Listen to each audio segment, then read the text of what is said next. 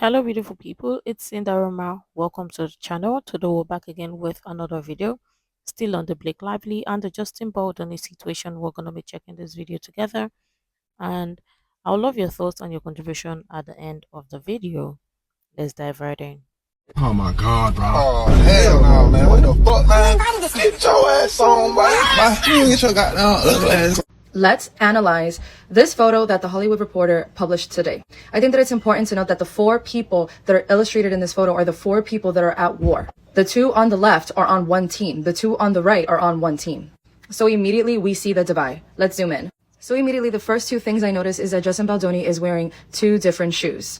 It's almost like a nod saying he has many hats. You see the sandals signifying he is some sort of warrior, some sort of underdog. You can tell by his clothes as well. Obviously, we have a biblical story being depicted here, which was the story of David and Goliath. And instead of a shield in Baldoni's left hand, we see the book It Ends With Us. The center is Hollywood. So the centered message here is Hollywood. A large rock in one of the straps. And then we also see, take a look at his clothes, take a look at him, take a look at like the sun glowing behind him. Take a look at his right hand. He has power, he has might. Look at it shining, look at it glowing. And also in his right foot as well.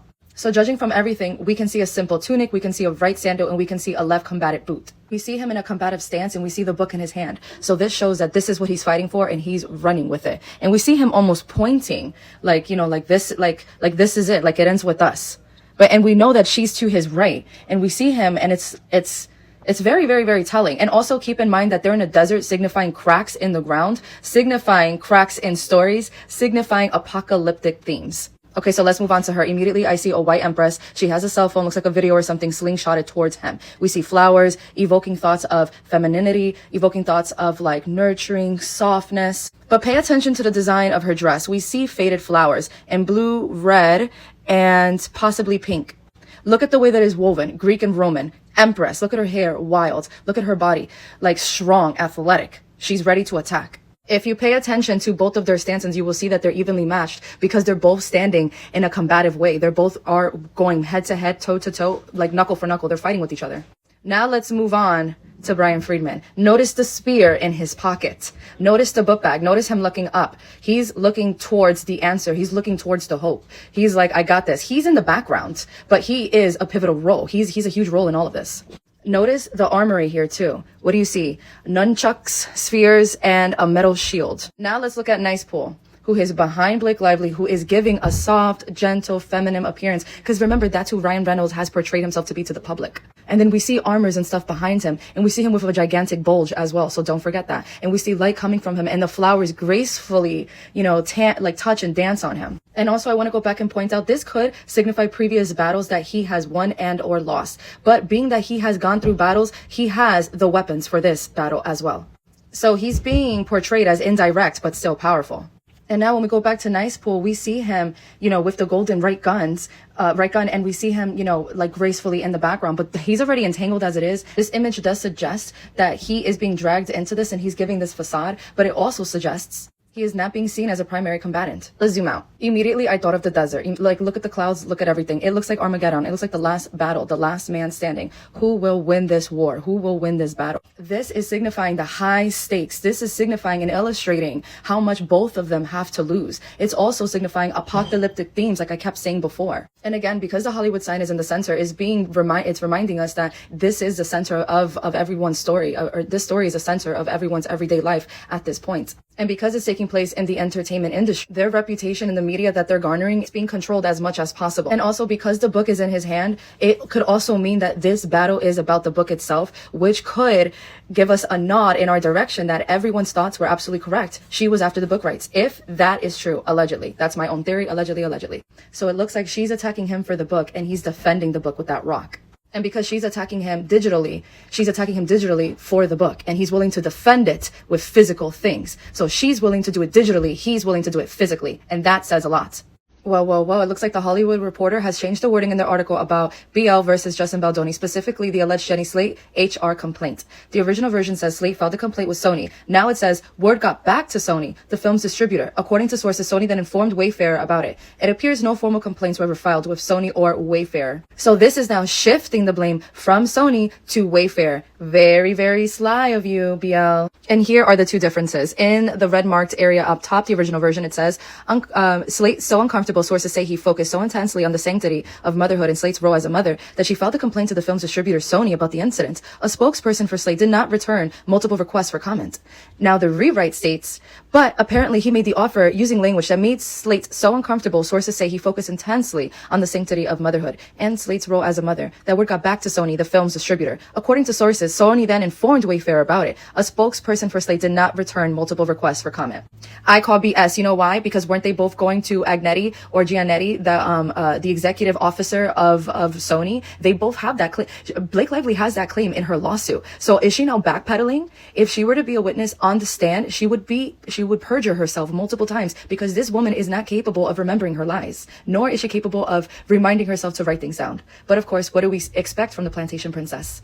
The Hollywood Reporter has once again changed their article, this time going back to the original article, saying Jenny Slate filed a complaint with Sony. I had to even check on my desktop to verify it's back to a complaint. So the other day or yesterday, I posted the image on the left. On the top is the original, on the bottom was a revised. And here on the right is now back to the original. So it's getting extremely messy. They're saying one thing, backpedaling, and then restating the same thing. At this point, they don't even know what the narrative is. And this is very dangerous in law because at this point, the judge, he may release a statement tomorrow on behalf of all of this because he specifically stated for them to stay out of the media or else he was going to bump up their trial date. So because of this, I foresee if this continues, if more and more statements keep releasing and more information and more gossip, the judge will most likely move up the trial date. So the original article read, but apparently he made the offer using language that made Slate so uncomfortable. Sources say he focused so intensely on the sanctity of motherhood and Slate's role as a mother.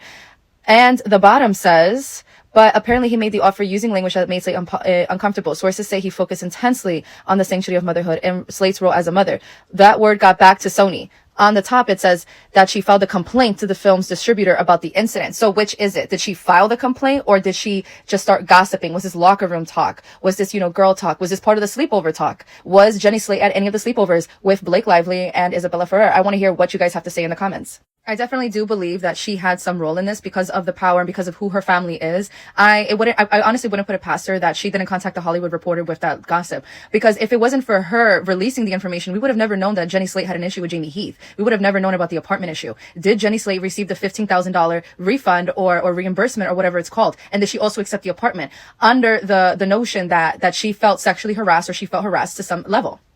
I am in my car on break, but I couldn't help but look at this. Here is each of the 4 different versions of the Hollywood Reporter revisions. R.E. Jenny Slate seems like a lot of technical glitches, but what do I know? The Hollywood Reporter added an editor's note claiming the changes, which I've counted now to 4 different versions in the last 2 days regarding Jenny Slate's complaints to Sony were due to a technical glitch with their website. They regret that error. I want to show you guys the differences in responses or the different paragraphs that the Hollywood Reporter had published. Paragraph number 1, but apparently he made the offer using language that made Slate so uncomfortable. Sources say he touched so intensely on the sanctity of motherhood and Slate's role as a mother that she filed a complaint to the film distributor Sony about the incident. The last sentence on all 4 is the same.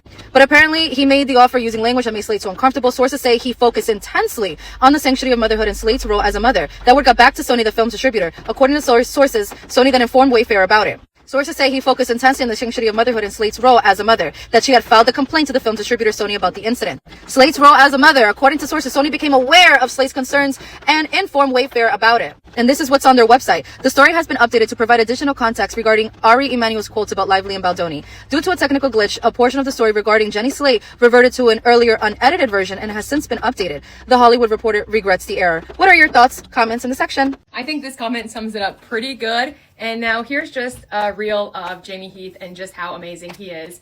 He's a great, strong black man who's learned from his mistakes and openly talks about it so that he can hopefully heal other men so that everyone can live a much better life and treat the women and the people in their lives better. Check it out. I wonder how my daughter might speak of me. In fact, live. Hello, baby girl.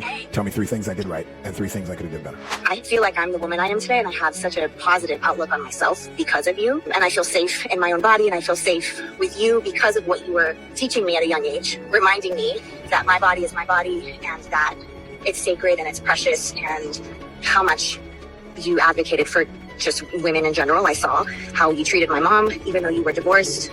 You did nothing but treat her like a queen.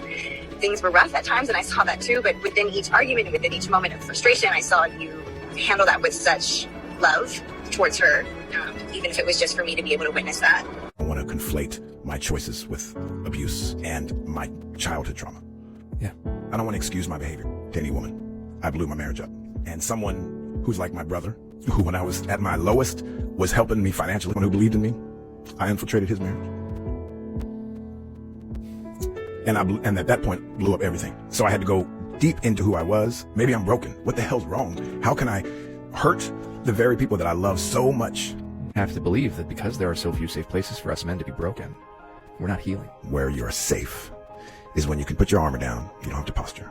Because I think we want to know truth. You know, women live in community with us. They love us. They live in partnership with us, in concert with us, and then they have to protect themselves from us all at the same time. That's some wild psychosis shit. So the mother of Nico Shal-Kennedy said, no, I'm not going to go and make a full statement. Then they threatened her. They said, we will burn you. She said, you can't burn women made of fire. That's true. Women are made of fire. And I just think that men have been afraid because they don't know how to handle the fire. Every day when I drive, every day, there's not a day that goes by that I don't call somebody that I haven't spoken to. Skim through my phone, and whose name is it? Okay, Sarah or Todd. And I call them, hey, how you been? What's been going on? How's life? I do it every day. So that's one way I keep friendships alive. But also, I learned something that maybe I wouldn't have otherwise, and it gives me joy, or I get to pray for somebody, or whatever it is. I went through such a dark time, which I've talked about before, so I won't go through it all, but where my life was blown up, and I worked really hard to build it back. And I want to make the most of it. So I live in joy.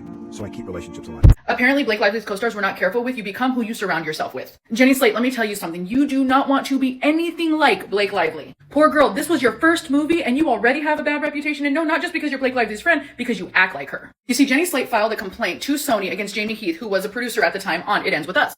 And her complaint was basically that he was too nice. He was too fucking nice.